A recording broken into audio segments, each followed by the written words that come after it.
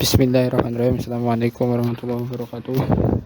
Innalhamdalillah nahmaduhu wa nasta'inuhu wa nastaghfiruh wa na'udzu billahi min shururi anfusina wa min sayyiati a'malina may yahdihillahu fala mudilla lahu wa may yudlil fala hadiya lahu. Asyhadu an la ilaha illallah wa asyhadu anna Muhammadan abduhu wa rasuluh. Rabbi shrah li sadri wa yassir li amri wahlul 'uqdatam min lisani yafqahu qawli. Alaiha ma ba'du. Puji syukur kehadirat Allah Subhanahu wa taala yang telah memberikan kita karunia serta ilahnya kepada kita semua sehingga kita masih bisa melaksanakan kuliah perencanaan pembelajaran ini tanpa ada hilang suatu apapun. Tidak lupa salawat serta salam tetap tercurahkan kepada junjungan Nabi Agung Muhammad SAW sebagai uswatun hasanah, sebagai suri tauladan kita, dan semoga kita ini termasuk umat beliau yang mendapat syafaat nanti yaumul qiyamah nanti.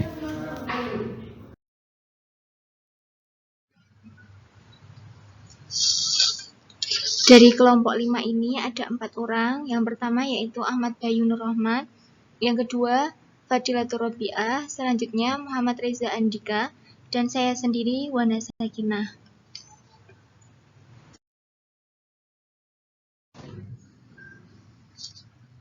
Kami akan menjelaskan tentang apa itu Hidden Curriculum.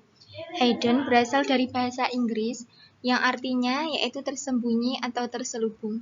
Sedangkan kurikulum adalah sejumlah mata pelajaran dan pengalaman belajar yang harus dilalui oleh siswa demi menyelesaikan tugas pendidikannya. Dengan demikian, hidden kurikulum adalah kurikulum yang tersembunyi atau kurikulum yang terselubung.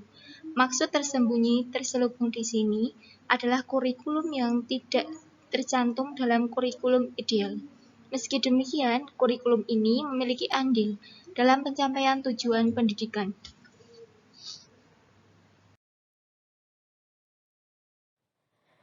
Selanjutnya, hidden curriculum menurut beberapa ahli. Di sini ada 3 ahli, yaitu John Martin, Paul Willis, dan Dede Rosada. Yang pertama, John Martin. Ia mengemukakan bahwa hidden curriculum adalah hasil sampingan dari proses pembelajaran, baik di luar ataupun di dalam sekolah, tetapi tidak secara formal dicantumkan sebagai tujuan pendidikan. Yang kedua yaitu Paul Willis. Ia mengatakan bahwa hidden curriculum adalah segala sesuatu yang dipikirkan oleh sekolah dan seringkali tidak diucapkan oleh guru. Hidden curriculum mencakup sebuah pendekatan untuk hidup dan sikap dalam belajar di sekolah. Yang ketiga yaitu Dede Rosada. Ia mengemukakan bahwa hidden curriculum secara teoretik sangat rasional mempengaruhi siswa, baik menyangkut lingkungan sekolah, suasana kelas, pola interaksi guru dengan siswa di dalam kelas, bahkan pada kebijakan serta manajemen pengelolaan sekolah secara lebih luas dan perilaku dari semua komponen sekolah dalam hubungan interaksi vertikal dan horizontal. Kemudian, fungsi hidden curriculum. Fungsi hidden curriculum itu ada 6. Yang pertama, hidden curriculum adalah alat dan metode untuk menambah hasanah pengetahuan anak didik di luar materi yang tidak termasuk dalam silabus. Yang kedua, hidden curriculum berfungsi sebagai pencairan suasana, menciptakan minat dan penghargaan terhadap guru jika disampaikan dengan gaya tutur serta keanekaragaman pengetahuan guru. Yang ketiga, hidden curriculum berfungsi memberikan kecakapan, keterampilan yang sangat bermanfaat bagi murid sebagai bekal dalam fase kehidupan di kemudian hari. Dalam hal ini, dapat mempersiapkan murid untuk siap terjun ke masyarakat. Yang keempat, hidden curriculum berfungsi untuk menciptakan masyarakat yang demokratis. Yang kelima, hidden curriculum berfungsi sebagai mekanisme kontrol sosial yang efektif terhadap perilaku murid maupun perilaku guru. Yang keenam, hidden curriculum berfungsi untuk meningkatkan motivasi dan prestasi belajar siswa. Baik, yang selanjutnya adalah aspek hidden curriculum. Aspek relatif tetap adalah ideologi, keyakinan, nilai, budaya, dan masyarakat yang mempengaruhi sekolah dalam arti bahwa budaya masyarakat yang menetapkan pengetahuan mana yang perlu diwariskan dan mana yang tidak perlu diwariskan pada generasi mendatang suatu bangsa.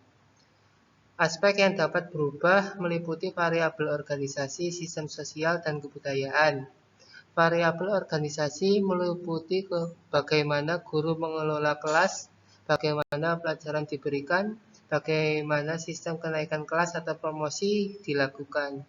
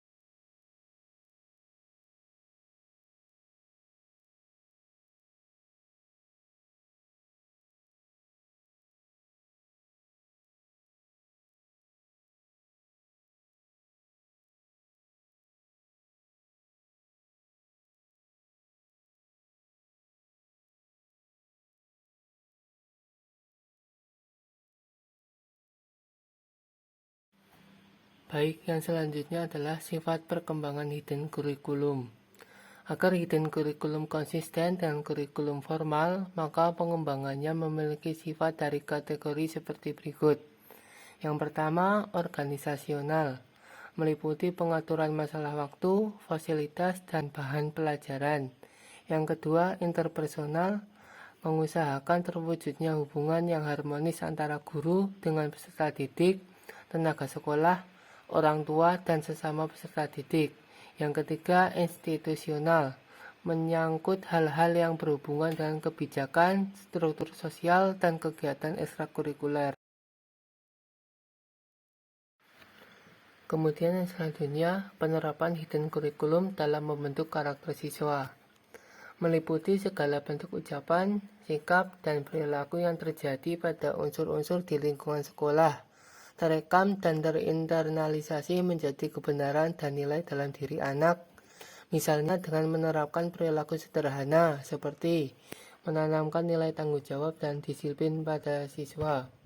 Seperti guru memberikan contoh pada siswa dengan datang sebelum dimulainya waktu belajar. Tentunya apabila semua tenaga pendidik mampu menerapkan tanggung jawab itu, otomatis anak meyakini datang sebelum waktu belajar merupakan nilai yang harus dijadikan pedoman. Dengan demikian, tanpa guru mengajarkan pengertian dan segala aspek tentang tanggung jawab dan perilaku guru lebih baik dalam proses pembelajaran. Tentu dibutuhkan kesepakatan perilaku dan tindakan seluruh orang terlibat sangat efektif guna menanamkan nilai-nilai karakter dan moral. Itu merupakan bagian dari contoh penerapan hidden curriculum yang terdapat di lingkungan sekolah. Kemudian yang selanjutnya, peranan guru pendidikan agama Islam dalam pengembangan kurikulum. Guru memegang peranan yang cukup penting baik di dalam perencanaan maupun pelaksanaan kurikulum. Dia adalah perencana, pelaksana, dan pengembang kurikulum bagi kelasnya. Sekalipun dia tidak mencetuskan sendiri konsep-konsep tentang kurikulum, guru merupakan penerjemah kurikulum yang datang. Dialah yang mengolah, meramu kembali kurikulum dari pusat untuk disajikan di kelasnya. Karena guru juga merupakan barisan pengembangan kurikulum yang terdepan, maka guru pula lah yang selalu melakukan evaluasi dan penyempurnaan kurikulum sebagai pelaksana kurikulum, maka guru pula lah yang menciptakan kegiatan belajar mengajar bagi murid-muridnya. Berkat keahlian, keterampilan, dan kemampuan seninya dalam mengajar, guru mampu menciptakan situasi belajar yang aktif, yang menggairahkan, yang penuh kesungguhan, dan mampu mendorong kreativitas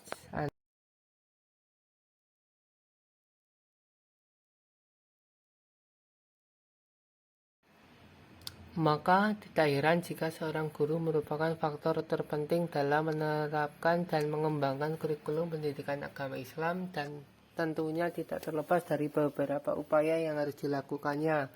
Antara lain, yang pertama, guru mampu menguasai materi pelajaran, ilmu pengetahuan, informasi, dan teknologi yang akan digunakan dan diajarkannya kepada peserta didik. Yang kedua, guru mencerminkan tingkah laku dan sikap yang dapat diteladani peserta didiknya. Yang ketiga, guru mempunyai kecintaan dan komitmen terhadap profesinya sebagai pendidik. Yang keempat, guru menguasai berbagai macam metode dan strategi yang akan digunakannya dalam pembelajaran dan teknik penilaian. Yang kelima, guru bersikap terbuka dalam menghadapi pembaharuan dan wawasan dalam pengembangan kompetensi dirinya, terutama dalam pembaharuan kurikulum pendidikan agama Islam. Sekian presentasi dari kami, kurang lebihnya mohon maaf. Wassalamualaikum warahmatullahi wabarakatuh.